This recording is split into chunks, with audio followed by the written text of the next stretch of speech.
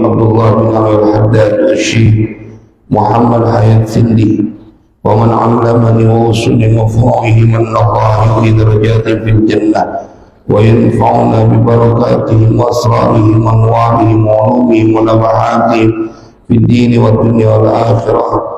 ثم إلى حول جميع المسلمين والمسلمات والمؤمنين والمؤمنات الأحياء منهم والأموات خصوصا.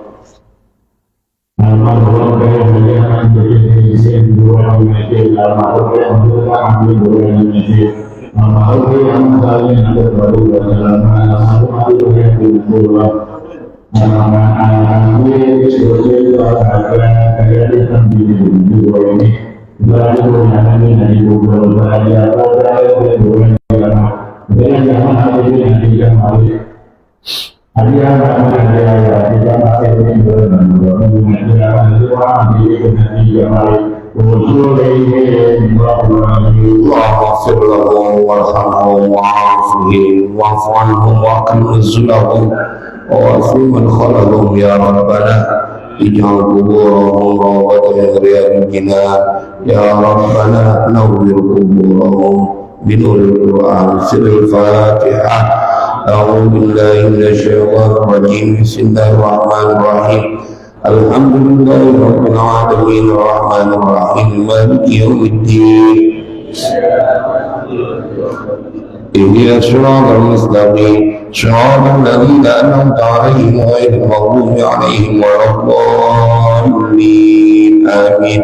Kita baca Fatihah sekarang dengan asrar, keberkahan, kedudukan, kemujizatan dari surat Al-Fatihah. Semoga Allah ampuni semua dosa dan kesalahan kita. Allah ampuni dosa dan kesalahan orang tua kita. Allah berikan kita husnul khatimah. Allah pelihara diri kita, keluarga kita, anak-anak keturunan kita, harta benda kita dari semua kejahatan makhluknya. Allah mudahkan semua urusan kita. Allah sampaikan semua hajat dan maksud kita. Allah sembuhkan semua penyakit yang ada pada diri kita, yang zahir maupun yang batin. Sirrul Fatihah. A'udzu billahi minasyaitonir rajim. Bismillahirrahmanirrahim. Alhamdulillahi rabbil alamin arrahmanir rahim maliki yaumiddin. اهدنا الصراط المستقيم صراط الذين أنعمت عليهم غير المغضوب عليهم ولا الضالين. رب اغفر لي ولوالدي وللمؤمنين آمين. بسم الله الرحمن الرحيم الحمد لله رب العالمين اللهم صل وسلم على سيدنا محمد وعلى آل سيدنا محمد. أما بعد فقال الشيخ المؤلف رحمه الله تعالى وأدام النفع به وببركات علومه وبكم في الدين والدارين آمين. مثل الذي يذنب ليتوب مثل الذي يدنس بدنه وثيابه ليغتسل وما هكذا ينبغي إنما ينبغي أن يحترز من الدنس ما استطاع ثم إن وقع بحكم الغفلة والسهو كان الواجب عليه التنظف في الحال. والله أعلم بالصواب. Begitu katanya. Nah, Bismillahirrahmanirrahim. Jemaah sekalian berbahagia, kita lanjutkan kajian kitab Hikam Haddadiyah sampai pada kalimat hikmah dari beliau. Masalul ladzi yudnibu liyatuba. Bermula perumpamaan masalul ladzi yudnibu, orang yang melakukan dosa, liyatuba, untuk melakukan pertobatan. Itu masalul ladzi yudnisu badanahu, seperti perumpamaan orang yang mengotori, yudnisu mengotori. Siapa alladzi badanahu, akan badannya alladzi, wasiya baru, dan bajunya alladzi, liyaghtasila, untuk mandi. Siapa alladzi. Jadi kata Habib Abdullah bin al-Haddad, perumpamaan orang yang berbuat dosa karena untuk melakukan pertobatan, artinya dulu bikin dosa karena memang pengen tobat, ada arep-arepan tobat, Dia tahu bakalan nanti juga bisa taubat. Bikin dosa siang entar malam sholat taubat. Artinya dia bikin dosa dan dia tahu jalan keluarnya. Perumpamaan orang yang bikin dosa dan dia punya niat untuk bertobat, kemudian itu diumpamakan seperti seorang yang sengaja mengotori badannya dan bajunya untuk dia niat mandi. Jadi dipeperin badannya dengan kotoran karena dia bakalan mandi, karena dia bakalan ke sungai, ke kali, berenang gitu. Badannya sengaja dipeperin dulu, bajunya dipeperin karena mau dicuci kalau bajunya. Perumpamaan orang yang sengaja bikin dosa dan dia berniat untuk bertobat, itu seperti seorang yang sengaja memberikan kotoran pada badannya dan bajunya untuk dia mau mandi. Artinya dia punya niat pengen mandi atau mencuci. Dan tidaklah seperti ini siogianya. Artinya nggak pantas kalau ada orang yang tahu dengan sifat pemaafnya Allah, tapi kemudian dia sengaja bikin dosa, entar nggak dimaafin, bikin dosa aja, entar di waktu tua lah, apalagi pakai dia ditandai, entar kalau umur 50 tahun baru dia mikirin urusan akhirat. Sekarang mumpung masih muda, ampok-ampokin aja di badan gitu. Kalau orang Betawi dulu ngomongnya begitu, masih muda diampok-ampokin itu pada benar tua, nggak lepasnya doang. Nah dia sengaja bikin dosa, apalagi di pagi hari dia bikin dosa, nanti malam dia bertaubat di pagi hari. Ya walaupun Allah memberikan ampunan terus berlaku janji dari Allah bahwa segala sesuatu yang dilakukan kedurhakaan, maka kemudian dia datang kepada Allah dan dia akan mendapati Allah akan mengampuninya. Man ya'mal su'an aw yadhlim nafsahu thumma yastaghfirullah yajidillaha tawwabar rahimah. Siapa orang yang berbuat kesalahan, aw yadhlim nafsahu, atau dia menganiaya dirinya. Kan kalau bikin dosa sesungguhnya kita sedang menganiaya diri kita. Kalau kita berbuat zalim kepada orang lain, sesungguhnya kita sedang berbuat zalim buat diri kita. Kenapa? Akan kembalinya kepada kita. Pasti Pak. Al-muhsinu sayyiza bi ihsanihi wal musii'u sayakfihi masawi. Orang yang berbuat baik, dia akan dibalas dengan kebaikannya. Dan orang yang berbuat jahat, berbuat jelek, maka akan dibalas sesuai dengan apa yang dia lakukan. Al-muhsinu sayyiza bi ihsanihi wal musii'u sayakfihi masawi. Ketika Allah sampaikan dalam Al-Quran, "Bayyam masu'an aw yadhlim nafsahu thumma yastaghfirullah yajidillaha tawwabar rahimah," maka Allah akan mendapatkan, dia akan mendapati Allah mengampuni atau menerima taubatnya. Tawwabar rahimah, Ghafurur rahim, tawwabar rahim, tawwabar rahim, Ghafurur rahim. Nah, wa may ya'mal su'an aw yadhlim nafsahu thumma yastaghfirullah yajidillaha ghafurur rahim, maka dia akan mendapati itu. Dan jemaah sekalian yang berbahagia, kalau kemudian itu dijadikan momentum buat dia untuk melakukan dosa dasaran Allah Maha Pemaaf, maka kata Abdullah bin Al-Haddad, sama aja kayak orang mengotori badannya dan bajunya supaya dia, karena punya niat mau mandi, dasaran mau mandi. Wallah ada yang bagi. Makanya sahabat Nabi ada satu orang yang ketika disuruh oleh Nabi untuk pekerjaan sesuatu, dia kemudian lewat sebuah rumah yang di dalamnya perempuannya ada yang lagi mandi, dia cuma berhenti. Kemudian dia sadar, dia kemudian berlalu, apa yang terjadi jemaah? Dia malu sama Nabi. Karena dia tahu yang dia lakukan Allah lihat. Sampai kemudian dia nggak kelihatan, nggak nongol-nongol, dan kemudian mati karena saking malunya di pangkuan Nabi Sallallahu Alaihi Wasallam. Sampai kayak begitu. Kemarin saya ngaji kitab Al-Mat Jarrahi fi Tawabil Amali Shalih. Itu ada sebuah hadis.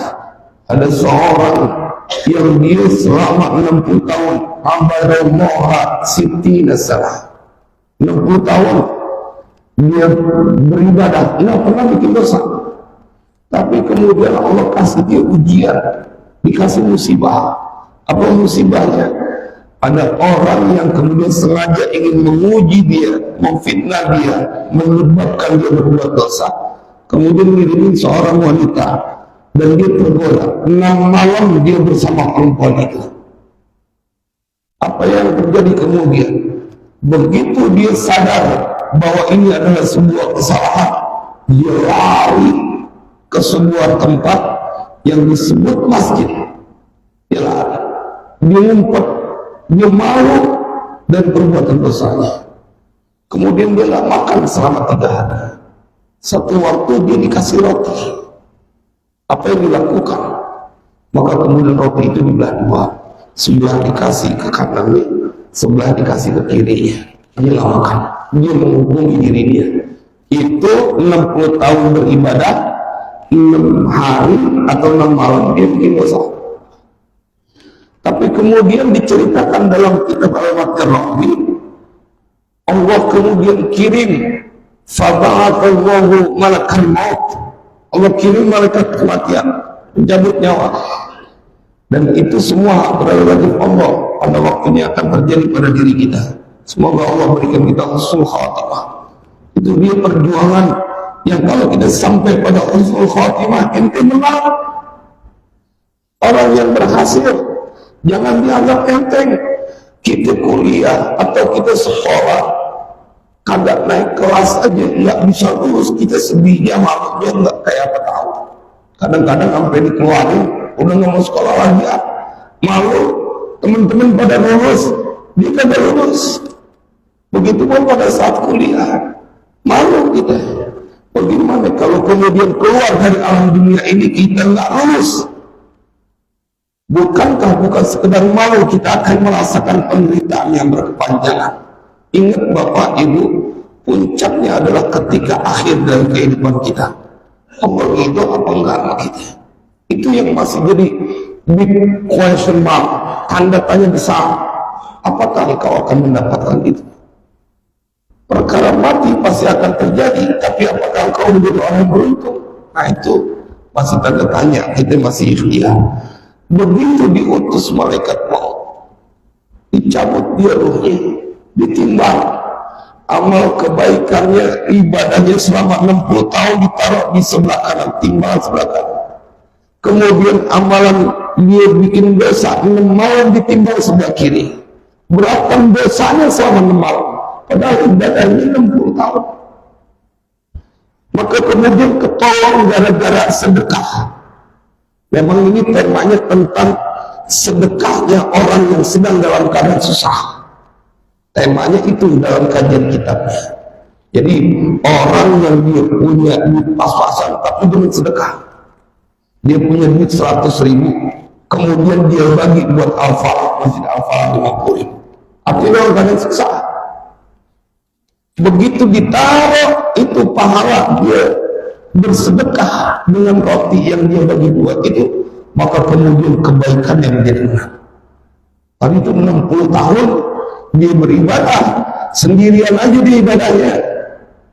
Tapi kalau yang kedua sedekah, dia membahagiakan hamba Allah.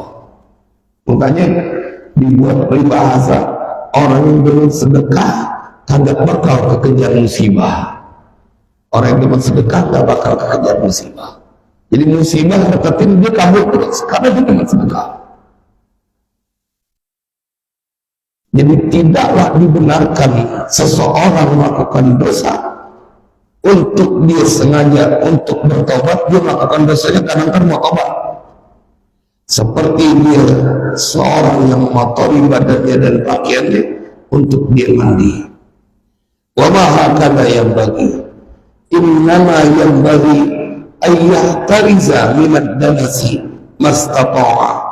Hanya saja yang bagi seharusnya siapnya apa ayah tariza, bahwa menjaga siapa seseorang minad danasi dari kotoran mastata'a, sesuai dengan yang dia bisa, artinya sebisanya dia harus menghindar. Jangan sampai kita lagi jalan gitu, kemudian ada becek, kita pasti menghindar takut kecipratan. Normalnya begitu. Kalau kemudian mau jalan ke satu tempat, ada tempat yang kotor, kemudian sengaja kita injak, maka itu disebut orang-orang yang nggak punya akal, udah tua, ada kotoran. Kalau masih bocah sih masih belum hidup, pantas dia main kotoran. Lah udah tua dia main becek-becekan, udah kagak pantas. Kalau masih bocah masih pantas, kalau udah tua masih aja dengan bikin dosa. Inti kapan berhentinya bikin dosa? Mentang-mentang Allah memberikan pintu maaf seluas-luasnya, kayaknya aman banget.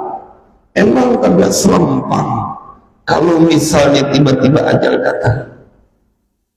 Allah maghfir lana dzunubana ya Rabb. Summa in waqa'a bi hukmil ghaflati was-sahwi. Summa kemudian in waqa'a, jika terjatuh siapa seseorang terlanjur bikin salah, bi hukmil ghaflati, dengan hukum kelalaian, was-sahwi dan lupa. Jadi sebabnya karena lalai dan lupa. Karena banyak Pak orang yang memang tahu itu dosa dikerjain juga. Tapi ada orang yang memang dia melakukan dosa karena lalai dan karena lupa.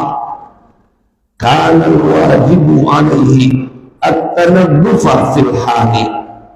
Karena misalnya ada apa wajib alaihi, atas itu orang yang melakukan dosa, at-tanabbufa itu membersihkan fil hali, pada saat itu juga, seketika, jangan pakai ditunda. Kalau mau bikin salah langsung kita bertobat. Termasuk yang paling ngeri yang selalu saya sampaikan itu bagaimana dosa kita kepada Bani Adam. Nah itu dia, makanya orang dulu apik kalau lagi ngedoain diantaranya adalah waliman lahu haqqun alaina. Itu kita ngedoain orang yang jangan-jangan haknya dulu pernah kita ambil. Makanya kita udah siapin dengan doa, takutnya nanti dituntut dia dulu kiamat. Dia datang, dia minta keadilan kepada Allah, dan itu berkaitan dengan kesalahan kita. Mau bilang apa coba pada saat itu? Tapi kalau kita udah ngedoain mereka, makanya selalu itu, ya Allah mudahkan urusan kami, anak-anak kami, keturunan kami, santri, murid kami, dan kemudian orang yang tidak berdoa kepada kami, orang yang telah berbuat baik kepada kami, dan orang yang telah kami ambil haknya. Jadi kita doain terus, jaga-jaga, karena kadang-kadang kita lupa. Tapi ada orang yang sakit hatinya dibawa sampai mati karena kesalahan kita. Nah itu urusan dia sampai memutuskan silaturahim, tapi kita juga punya salah. Jangan sampai kemudian kita mati membawa kebencian, apalagi menyebabkan orang sakit hati, atau kita belum minta maaf sama dia. Waliyahillah. Nah, bacaan lanjutannya, Bismillahirrahmanirrahim. Masalul ukhuwati fillahi, masalul syajarati tusqa bima'it tazawuri wa tusmiru ta'awuna 'alal birri wat taqwa. Jadi kalau dalam Al-Quran ada namanya amsalul Quran, perumpamaan Al-Quran. Ini memang metode yang Allah sampaikan dalam Al-Quran. Ada amsal, ada perumpamaan-perumpamaan. Tujuannya apa? Supaya mudah untuk dicerna. Itulah tujuannya amsal. Menjadikan perumpamaan-perumpamaan untuk menyederhanakan pesan yang dimaksudkan. Masalul ukhuwati fillahi, bermula perumpamaan persaudaraan karena Allah, fillah, di jalan Allah. Berumpama kayak kita sekarang, kita disebut al-ukhuwah fillah, persaudaraan kita di jalan Allah. Jemaah, kata Habib Abdullah bin Amr al-Haddad, masalul syajarati tusqa bima'it tazamuri. itu seperti perumpamaan sebuah pohon tusqa yang disirami apa pohon bima ittazawuri dengan air saling mengunjungi. Allahu Akbar. Nih ketika kita melihat atau saya pada saat mutarah ini, saya mikirin saudara-saudara saya, saudara kandung saya, kapan terakhir kita mengunjungi. Begitu udah gede, dulu kan teman main semuanya tuh, semua teman bercanda, ntar dia nangis, ntar kita nangis. Begitu udah berkeluarga, kan nggak putus tetap saudara kita. Biar kita udah punya anak, punya istri, kan tetap nggak putus. Makanya disebut gitu, apa namanya, kalau bersaudara itu sekering jahe. Biar kata kering, kalau diperes juga masih ada airnya, tetap juga bakalan sedih. Kalau kita kehilangan saudara kita, biar kata kita marah betul, entar kita tahu saudara kita umurnya kagak ada, itu kuat nangis tuh, kuat nangis. Nggak bisa diputusin, orang kita pernah satu rahim, pasti pada puncaknya kita akan merasa kehilangan. Nah, ketika engkau bersaudara, ini karena Allah, persaudaraan yang kita lakukan fillah, di jalan Allah, kemudian terbayar, kapan saya nengokin abang saya, kapan saya nengokin terakhir nengokin adik saya, kepikir emangnya kagak kangen apa lu? Itu dalam hati, emangnya mau nggak peduli terus. Nah, mathalul ukhuwati fillahi mathalus syajarati tusqa bima'it tazawuri. Kemarin saya datang di sebuah pesantren isi wisuda tahfiz sekaligus semuanya. Yang ngadain anak pertama, yang ngadain yang kiainya itu dari nomor 2 sampai yang bontot hadir semua. Sampai begitu pulang, saya pesan sama anak saya, tuh bang, kalau jadi anak pertama, kalau bijaksana, tuh adik-adik pada nurut semuanya tuh, pada datang. Enak kayak sampai yang bontot, karena yang bontot teman anak saya. Kalau yang pertama teman saya, tuh semuanya rembuk. Dia nolongin ini, dia nolongin ini. Yang penting ada, bininya diajak. Karena kita perlu dapat pelajaran Pak dari yang baik-baik. Itu perlu contoh. Nah, makanya ini ada sebuah pesan atau kalimat hikmah dari Habib Abdullah bin Al-Haddad. Mathalul ukhuwati fillahi mathalus syajarati tusqa bima'in tazawuri. Perumpamaan persaudaraan di jalan Allah seperti perumpamaan sebuah pohon yang dia disiram dengan air saling mengunjungi. Saya datang, ya walaupun sekedar kita bawa jeruk 1 kilo, empok kita girang. Karena biar bagaimana, jangan-jangan dulu empok kita berkali-kali gendong kita. Ya Allah, mudah-mudahan, karena saya punya empok cuma 1. Jadi kalau keingetan begitu tuh, keingetan dengan bagaimana orang-orang yang mereka saling mencintai karena Allah, hidupnya penuh berkah. Tanya ada apa yang anak tunggal, dia nggak punya saudara, anak tunggal. Saya punya teman banyak anak tunggal, sendirian dia, nggak punya abang, nggak punya empok, nggak punya adik. Itu suka ngomong, ente mah enak, punya saudara banyak. Kalau lagi ada apa-apa, biar kata nggak bantuin, ada tempat ngomong. Ya kan, ada tempat ngomong, cerita. Wa tusmiru at-ta'awuna 'alal birri wat taqwa. Wa tusmiru, dan akan memberikan buah apa itu pohon. Perumpamaan at-ta'awuna akan tolong menolong 'alal birri dan taqwa, atas perbuatan kebaikan dan takwa. Nah, pasti akan terjadi kata Habib Abdullah bin Al-Haddad. Kalau ente sering datang silaturahim kepada saudara, maka dia ibarat pohonan akan tumbuh subur. Kalau udah subur, dia pasti akan menghasilkan buah, dan buahnya itu adalah saling tolong menolong, alal birri wat taqwa. Kalau orang yang suka Ini sisi positif dari orang yang suka bergaul organisasi atau dia suka nongkrong di jalanan dengan teman-temannya. Itu mereka orang-orang yang mempunyai jiwa tolong menolong tinggi banget. Tanya aja mereka yang suka nongkrong di mana-mana itu, kadang-kadang sampai rela belain temennya padahal dia beresiko. Itu sama orang lain. Kalau yang namanya lagi di satu perkumpulan, itu bela-belanya macam begitu. Lihat mereka yang disebut dengan saudara cuma satu partai misalnya. Wah, itu solid betul kalau menolong.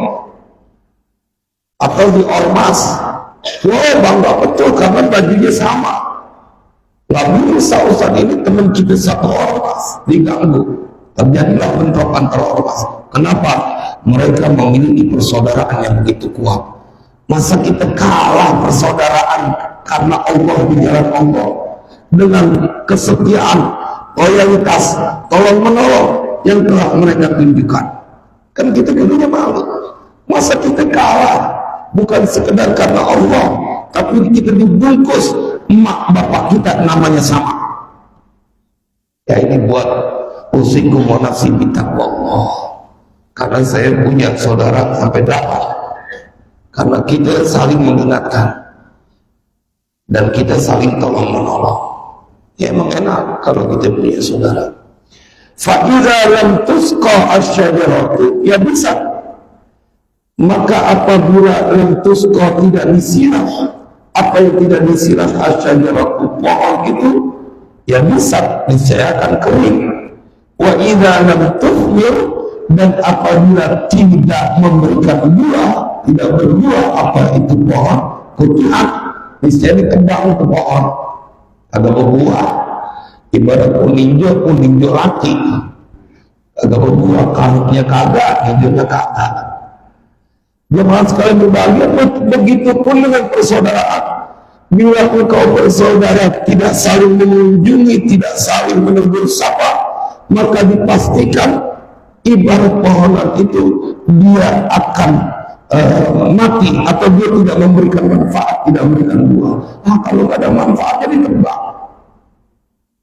Maka bilang kau bersaudara karena Allah, di jalan Allah kita bersaudara. Makanya diajarin betul sama orang tua kita dulu. Dulu tuh masih ada budaya kalau acara pakai tenong. Kalau ada saudara kita mau acara tahun dulu tuh, bahwa kalau di kampung masih ada bawa makanan. Saking gila nih saudaranya, seakan dia ingin berkata, kita nggak punya hubungan darah, tapi kita bertetangga. Kita nggak ada hubungan darah, tapi kita satu agama, sehingga dia secara normal otomatis dia akan punya kepedulian orang saudaranya. Kalau dulu itu ada namanya apa ini, arisan kampung itu paketan. Itu sebenarnya sedang melatih tentang persaudaraan. Intinya hidup sendiri. Maka ketika itu terjadi, buahnya adalah tolong menolong. Tapi kalau kita nggak saling tegur sapa, nggak saling mengunjungi, menyeru orang-orang yang tidak peduli kepada saudaranya. Jadi persaudaraan kita di jalan Allah nanti akan saling mengingatkan juga kepada kebaikan. Lagi kalau banyak saudara, banyak yang doain. Jadi perumpamaan persaudaraan di jalan Allah seperti perumpamaan sebuah pohon yang disiram dengan air at-tazawur, saling mengunjungi, dan niscaya pohon itu akan memberikan buah. Buahnya apa? Tolong menolong ala birri wa taqwa. Kalau nikahnya sih gampang banget diterima. Kalau emang nggak pernah saling ketemu, pasti nggak ada tolong menolong. Tetapi apabila tidak disiram dengan pohon itu dengan air silaturahim, maka niscaya pohon itu kering, persaudaraan itu jadi kering. Kalau pohon kering dia enggak berbuah kemudian ditebang, kalau persaudaraan kering maka airnya jadi terputus dan memutuskan silaturahim. Ente gak nyium baunya surga. Nah itu nggak bisa dibantah. Akun wala qati'ur rahimin. dan dia juga yang memutuskan tali silaturahim. Masa ente mau ngorbanin diputuskan apa memutuskan silaturahim dengan taruhan yang enggak masuk surga, nyium bau surga. Innal jannata yujadu rihuha min masirati 500 amin. Itu dalam kitab Ihya. Ada sebuah hadis, sesungguhnya surga itu tercium semerbak wanginya min masirati 500 amin, dari perjalanan 500 tahun perjalanan. Jadi bukan 500 kilo. Kalau 500 kilo dari sini ke Jogja, ini 500 tahun perjalanan. Ente jalan 500 tahun masih kecium itu bau surga, saking semerbaknya. Tapi sabda Nabi, wala yajidu riha aqul wala qatimur rahim, dan tidak mencium semerbak bau surga itu anak yang durhaka dan yang memutuskan silaturahim. Kemahalan taruhannya kalau sampai nggak nyium bau surga, kemahalan. Kalau cuma ingin memperturutkan apa yang ada pada diri kita. Dan ini masalah di mana-mana, Bapak Ibu. Masalah di mana-mana.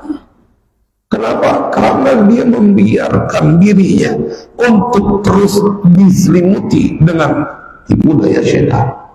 Makanya kemarin kita ngaji ya, seandainya setan itu sabda Nabi tidak mengelilingi hatimu, lanadharu ila alamil malakut, andai mereka hatinya kosong dari dikelilingi dari setan, maka sabda Nabi, sungguh niscaya mereka akan melihat alam malakut, bukan cuma alam dunia. Kalau hatinya dia berikan dia bersihkan dari berbagai penyakit. Nah, satu lagi terakhir, bismillahirrahmanirrahim. Idza amilta ta'ata, idza amilta, apabila melakukan berbuat siapa engkau at-ta'ata akan ketaatan, fanzur, maka lihatlah, perhatikanlah, insyita di jumlah muqtaritoh, jikalau engkau pengen, jikalau engkau berkehendak, fi bidayatiha, pada permulaan dari ketaatan itu, allati kanat, yang adalah ketaatan itu, bihaulillahi, itu dengan pertolongan Allah, wa quwwatihi, dan kekuatan Allah, wa husni taufiqihi, dan bagusnya petunjuk Allah, artinya bimbingan dari Allah, wa bidzalika yantafi'i jaru, dan dengan yang demikian itu yantafi, akan menjadi hilang apa al-ijabu, rasa ujub, kesombongan. Jadi kata Nabi Allah bin al-Haddad, kalau engkau telah melakukan ketaatan, maka lihatlah, insyikta, jikalau engkau pengen, pada permulaannya engkau melakukan ketaatan itu, yang hanya terjadi dengan pertolongan dan kekuatan yang Allah berikan, dan bagusnya Allah memberikan taufik kepada kita. Kalau ente ngerasa bahwa amal ketaatan yang dilakukan, kemudian engkau memperhatikan bahwa ini terjadi karena pertolongan dari Allah, kekuatan dari Allah, maka akan hilanglah kesombongan engkau karena telah melakukan ketaatan. Jadi kalau kita datang ke Masjid Al-Falah sholat subuh, kemudian kita menyadari di dalam diri kita, yang bikin saya terbangun di waktu menjelang subuh itu karena Allah yang membangunkan saya. Karena banyak mereka yang tidur, bahkan lebih awal tidurnya, subuhnya juga belum bangun. Tapi kita dibangunkan oleh Allah, dibikin gampang kemudian untuk datang ke Masjid Al-Falah, dibikin gampang untuk sholat berjamaah, kemudian ikut kajian taklim. Bila engkau memperhatikan pada permulaan engkau bisa melakukan ketaatan itu karena pertolongan dari Allah, hilanglah kesombonganmu, hilanglah ujub.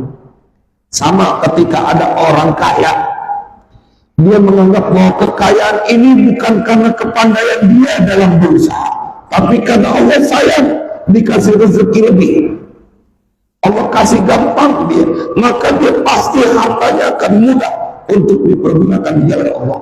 Tapi kalau orang merasa bahwa kekayaan yang dia dapat karena dia prihatin, karena dia bersungguh-sungguh, dia anggap karena kebisaan dia, maka kemudian pasti orang itu tidak terlibat dalam banyak kebaikan.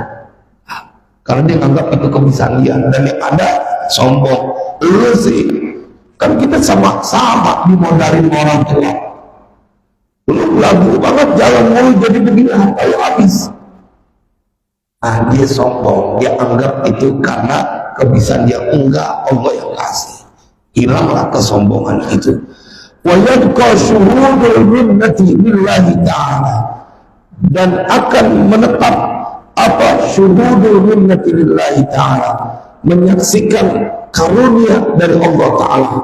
Jadi dia akan tahu bahwa semuanya adalah karunia dari Allah. Yang pengen masuk surga banyak, tapi yang datang ke Masjid Al-Falah, yang datang ke masjid-masjid untuk salat subuh berjamaah, yang datang ke majlis-majlis ta'lim dimanapun berada, orang-orang pilihan, orang-orang yang mendapatkan karunia dari Allah. Tapi tanya kepada mereka yang sengaja meninggalkan salat subuh, dia pengen masuk surga, takut dia tersiksa neraka, tapi dia dibikin nama Allah badannya tidak mudah untuk melakukan amalan pun di surga. Nah, kalau engkau melihat itu, maka yang akan menetap adalah kau menyaksikan betapa sayangnya Allah, karunia yang begitu banyak diberikan kepada kita. Iya Pak, tanya semuanya Pak. Bahkan yang sedang bikin dosa, pasti cita-citanya masuk surga. Kecuali ada orang yang nekat, emang pengen masuk neraka. Dia belum tahu, ngebayangin, dia anggap bohongan. Jemaah sekalian berbahagia, maka kata Habib Abdullah bin Al-Haddad, lihat awal dari ketaatan yang bisa kau lakukan itu semua terjadi karena pertolongan dari Allah, supaya kagak sombong. Allah terlihat dalam ilmu juga begitu. Allah yang memberikan. Banyak teman sekelas kita, SD-nya sama, SMP-nya sama, SMA-nya sama, sampai kuliahnya sama, tapi pengetahuan atau manfaat dari ilmunya beda-beda. Bukan karena usaha engkau ente dipilih mendapatkan ilmu yang manfaat. Nah, apa yang kemudian disampaikan, wa in syi'ta, dan jikalau engkau menginginkan, nazarta fi nihayatiha allati hiya jazilus thawabi wa husnul ma'abi, engkau memperhatikan fi nihayatiha, pada puncaknya ketaatan, akhir dari ketaatan yang kau lakukan. Apa dia? Dia jazilus thawabi, banyaknya pahala, wa husnul ma'abi, dan bagusnya tempat untuk kembali. Wa indahu, dan saat itu taqdumur raghbatu, niscaya akan menjadi besar apa ar-raghbatu, keinginan untuk melakukan ketaatan, wa takhiffu mudawamatu, dan menjadi ringan apa yang menjadi ringan, mudawamatu, istiqomah, mudawamah, langgeng. Wal awwalu atamu, dan bermula yang pertama itu yang lebih sempurna. Jadi kata Habib Abdullah bin Al-Haddad, ada dua cara supaya engkau menjadi orang yang terus semangat untuk berbuat kebaikan dan berusaha menjadi ringan untuk istiqomah langgeng. Pertama, kata beliau, ingetin kau melakukan ketaatan karena pertolongan Allah. Berarti Allah sayang sama ente. Ente punya saudara banyak yang teman sama masjid ente, berarti ente dipilih sama Allah. Ente punya tetangga banyak, punya teman banyak yang dipilih sama Allah di masa tua, kemudian dekat sama masjid ente. Teman-teman ente ada yang mati belum sampai dekat ke masjid. Ente dibikin gampang untuk beribadah, berarti ente didapat pertolongan dari Allah. Maka bila melihat itu, kata Habib Abdullah bin Al-Haddad, kau akan menyaksikan betapa banyaknya nikmat yang Allah berikan. Atau cara kedua, supaya engkau akan menjadi semangat dalam beribadah, istiqomah dalam beribadah, ingetin ente kerja atau melakukan ketaatan enggak sebuah pekerjaan yang tanpa bayaran. nanti akan mendapatkan kebahagiaan yang kekal. Jadi ada dua tips supaya kita ta'dhumur raghbatu wa takhiful mudawaratu, supaya nggak berhenti untuk berbuat kebaikan. Yang kedua, ingetin nanti ente ada tempat khusus di dalam surganya Allah. Tetapi kata Nabi Abdullah bin Al-Haddad, mengingat yang pertama, motivasi dengan cara yang pertama itu yang sempurna. Jadi pada saat Allah memilih kita untuk melakukan ketaatan, berarti Allah sayang banget sama ente. Kita jadi orang tua, Pak. Kita jadi orang tua. Ketika kita punya anak banyak, kemudian kita memerintah sesuatu, maka pasti yang kita perintah adalah anak yang kita percaya, betul enggak? Kita pasti perintah anak yang kita tahu bakalan mengerjakannya. Begitupun saat kita bersama Allah. Allah perintahkan sholat, dan yang melaksanakan adalah dia, orang yang Allah sayang. Allah perintahkan zakat, dan yang terjadi adalah hanya kepada orang-orang yang dipilih oleh Allah. Semoga karunia ini tetap kita rasakan sampai akhir hayat kita. Gampang untuk beribadah. Mudah-mudahan ini menjadi manfaat. Silakan bila ada yang ingin didiskusikan tadi. Nah, kaitan dengan apa yang saya pernah baca dan dengar. Yang pertama dengan ayat yang berbunyi Bismillahirrahmanirrahim. Walaupun ahum diisolasikan bersahum jauh kepada Wassalamualaikum warahmatullahi wabarakatuh. Kedua, apa yang hadis apa? Inna Allah nazikun yuhibbul nazarat telah yadkhulul jannata illa nazikun. Ketiga ini yang dimaksud. Tuhan walaupun yang terhadap semuanya apa sebelum balik jangan dia bukan berbalut orang mengerjakan kejahatan dari nah, walau annahum idzalamu anfusahum ja'uka fastaghfirullaha wastaghfara lahumur rasul awajadullaha tawwabar rahima. Ini salah satu keistimewaan kedudukan yang Allah berikan kepada Nabi Muhammad yang diceritakan dalam Al-Quran. Dan seandainya mereka walau annahum idzalamu melakukan perbuatan aniaya kepada diri mereka, ja'uka, mereka datang kepadamu ya Muhammad, fastaghfirullaha, kemudian mereka mohon ampun kepada Allah, wastaghfara lahumur rasul, dan kemudian memintakan ampun juga untuk mereka siapa Rasul, lawajadullaha tawwabar rahimah, niscaya mereka akan mendapati Allah menerima taubat mereka dan menyayangi mereka. Ini salah satu keistimewaan. Begitu kita buka tafsir dari ayat, berlaku bukan hanya saat Nabi hidup.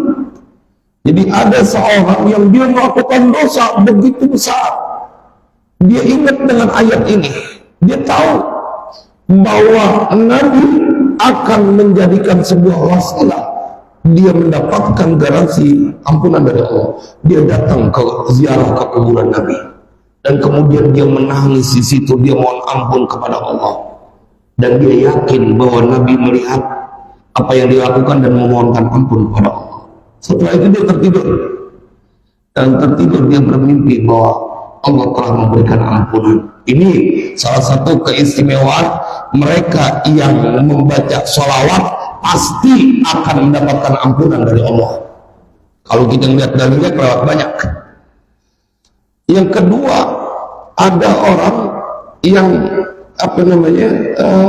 tidaklah dia masuk surga itu kecuali orang yang dia bersih. Ya, bersih dalam pengertian adalah bukan sekedar zahir, tapi bersih batin. Ini menjadi pesan kuat. Jadi kalau engkau ingin mendapatkan kebahagiaan, maka bersihkan hati engkau dari penyakit-penyakit hati. Karena penyakit hati itu tidak akan pernah membawa engkau dalam kebahagiaan dunia dan akhirat. Coba sekali-kali pulang, nggak ada marah, nggak ada sakit hati, lupain. Introspeksi. Jangan melulu orang yang dibacain di kebet kesalahannya. Ente iseng-iseng kebet, ente punya kesalahan.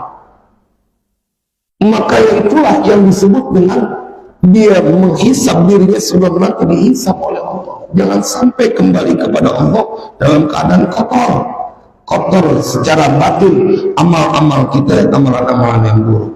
Yang ketiga, maka itu dalam kitab ini redaksinya memakai wazan tafa'ala. Jadi bina tazamur, artinya musyarakah. Kalau ala wazni tafa'ala berarti kudu saling. Doroba memukul, tapi kalau doroba saling memukul. Kalau misalnya ini tazawara, artinya dia saling menziarahi, saling mendatangi. Ente jangan mentang-mentang tuaan kayak pengennya jadi Ka'bah aja. Ka'bah kan didatengin doang, kagak ngedatengin. Ente kudunya datengin. Kadang-kadang penyakit Ustaz Muhammad, saya terima kasih karena saya juga punya adik. Saya harus memposisikan diri. Ada kebanyakan banyak nih yang dia tuaan itu gila sama hormat, minta dihormati dulu sama adiknya. Tapi dia tidak memberikan kasih sayang. Jangan, yang namanya hak dan kewajiban harus diberikan. Seorang adik dia punya kewajiban menghormati abang, tapi seorang adik juga punya hak untuk diberikan kasih sayang. Jadi saling. Kalau emang misalnya dia doang yang dikunjungin tapi dia nggak mau datangin, siapa juga lama-lama pegel. Kecuali dia ngaji terus di Al-Falah, diingetin lagi. Tapi kalau ukuran manusia normal, ya bang, bener sih gue mudahan. Ngapa terus gue yang kesono beneran dia lagi ada urusan rohani yang nggak open aja. Kan maunya saling timbal balik, karena itulah di sini menggunakan ada wazni tafa'ala. Jadi saling mengunjungi, biarpun engkau tuaan tidak menjadi hina, tidak menjadi rendah saat kau datang ke rumah adiknya. Apalagi punya adik perempuan, yang punya saudara perempuan, ingetin, ente punya tanggung jawab. Jangan dianggap bahwa cuma istri dan anak perempuanmu dan ibu, enggak. Adik perempuanmu kau juga pikirkan. Walaupun sekedar tanya telepon, Neng gimana kabarnya? Baik semuanya. Girang tuh adik kita perempuan girang, bahkan nggak kerasa dia netesin air mata. Beruntung punya abang. Saya suka ketemu bang, orang-orang yang bilang rumah enak, punya abang perhatian sama lu. Gue punya abang kayak kagak punya abang. Yang perempuan yang ngomong, disibuk aja dengan urusannya. Padahal kalau misalnya nikahin, dia bisa jadi wali. Artinya ente gantiin bapak. Ingetin pak yang masih punya saudara perempuan, dia lemah. Kalau bukan kita yang nolongin, kalau bukan kita yang peduli, dia akan semakin lemah. Belum lagi ada masalah rumah tangga. Kan kalau abangnya datang, biar sabar ya Neng, emang udah bagiannya. Ntar juga Allah tolongin. Masa iya laki lu begitu terus? Adem tuh hati. Apalagi habis ngomong kayak begitu, dimaafin ya, abang punya duit cuma 15 juta, nih buat lu dah, yang penting lu jangan nangis. Waduh, bener ya? Enak banget punya abang kayak begitu. Udah lu jangan pakai nangis, ntar kalau abang lu punya duit lagi, ntar gua kasih lagi. Karena sama laki lu gak dapat duit banyak, tapi lu punya abang. Jangan pakai sedih. Ya Allah, itu tangan kita dicium bolak-balik. Dia saking senengnya. Tapi puji pak, berikan kasih sayang kepada adik kita. Entar adik kita saking terima kasihnya, bahkan melampaui itu. Al-insan Abdul Ihsan. Itu secara umum, apalagi sama adik sendiri, apalagi sama abang sendiri. Bang, biar tuaan, kan rezeki banyakan gua. Dimaafin ya, setiap bulan kita ngasih cuma 5 juta. Ya Allah, dia sampai lupa. Begitu salaman tangan adiknya yang dicium. kira gampang. Betul nggak? Gampang. Bang gue yang cinta nggak? Bang ini gue cinta sama lo. Gitu ya. Artinya kembali kepada diri kita. Ibda binafsik. Itu kalau pesantren modern itu suka ditulis ya kayak pada dia ibda binafsik gitu, buat motivasi. Mulai dari diri. Itu teman saya yang di kantor cerita ada tulisan ibda binafsik. Mulai dari dirimu. Kalau diri kita udah kita mulai, insya Allah semuanya akan bermanfaat juga buat diri kita. Gitu ya Ustaz Muhammad. Saya kangen Ustaz Muhammad ini. Ya, alhamdulillah bisa ketemu. Mudah-mudahan menjadi manfaat. Bismillahirrahmanirrahim. Alhamdulillahirabbil alamin. Allahumma shalli wa sallim ala sayyidina Muhammad wa ala ali sayyidina Muhammad. Ya Rabbana bi rahmatika wa bi jahi nabiyyikal Mustafa wa bi jahi awliyaika wa bi jahi muallif hadzal kitab. Ya Allah, sahil umurana wa umur auladina wa dzurriyyatina wa talamidina wa man ahsana ilaina wa man awsana bid-du'a wa man lahu haqqun alaina ya maulana hasil maqasidana wa maqasidahum warfa' darajatina wa darajatihim fid dini wad dunya wal akhirah. Wa sallallahu ala sayyidina Muhammadin wa ala alihi wasallam. Walhamdulillahi rabbil alamin. Assalamualaikum warahmatullahi wabarakatuh.